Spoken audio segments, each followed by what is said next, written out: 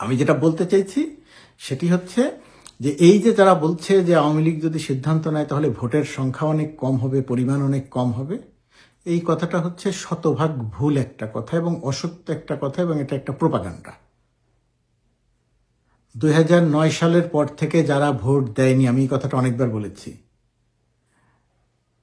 2025 সালের অক্টোবর, 2025 সালের 31শে অক্টোবর পর্যন্ত যে ভোটার তালিকা হালনাগাদ করা হবে, সেই হালনাগাদ করা পর্যন্ত নতুন ভোটারের সংখ্যা হতে পারে প্রায় 48%।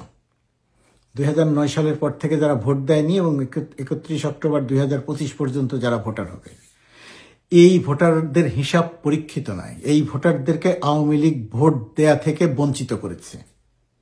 তার ভোট আওয়ামী লীগাররা দিয়ে দিয়েছে, জোর করে রাতের বেলায় পুলিশকে দিয়ে, প্রশাসনকে দিয়ে ভোট নিয়েছে। সুতরাং এই মানুষগুলো আওয়ামী লীগের উপরে বিক্ষুব্ধ এবং ধারণা করা হয় যে এদের প্রায় সবাই ভোট দেবেন আগামী নির্বাচনে।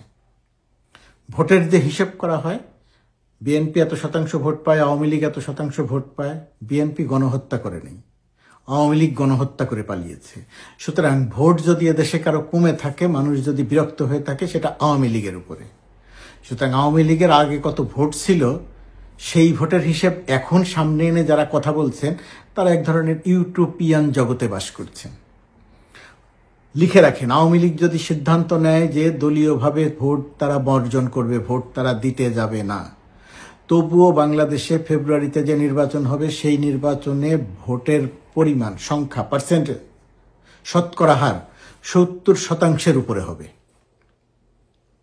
আওয়ামী লীগের ভোট বলে যেটা প্রচার করা হয় এখন আর সেটা নাই, এখন আর সেটা পরীক্ষিত নয়, এখন আর সেটা প্রমাণিত নয়।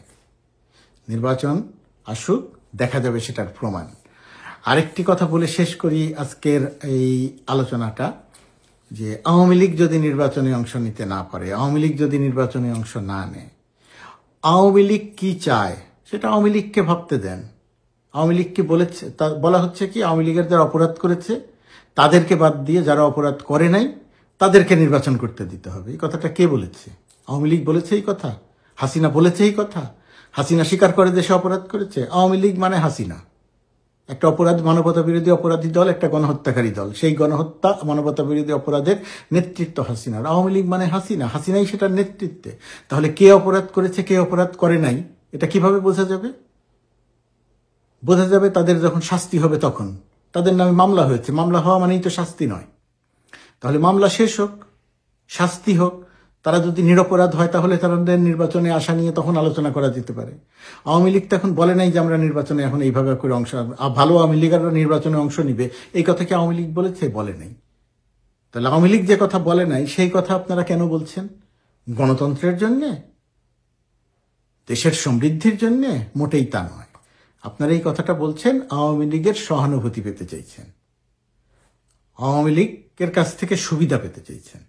আমার কথা, আপনারা কথা বলতে গেলেই একটা শ্রেণী আছে বলে যে আমি সরকারের থেকে সুবিধা নিয়েছি, আমি বড় পদ পেয়েছি।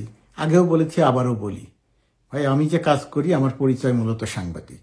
আমি সাংবাদিক হিসেবে বৈধভাবে দেশে থেকে যে অর্থ আয় করতাম, বৈধভাবে ব্যাংকের হিসেবে আয়কর দেয়া টাকা, আমি যুক্তরাষ্ট্রে এসে ওয়াশিংটনে বসবাস করে যে টাকা আয় করি, আমি সাংবাদিক হিসেবে তার চেয়ে প্রায় দ্বিগুণ টাকা আয় করতাম।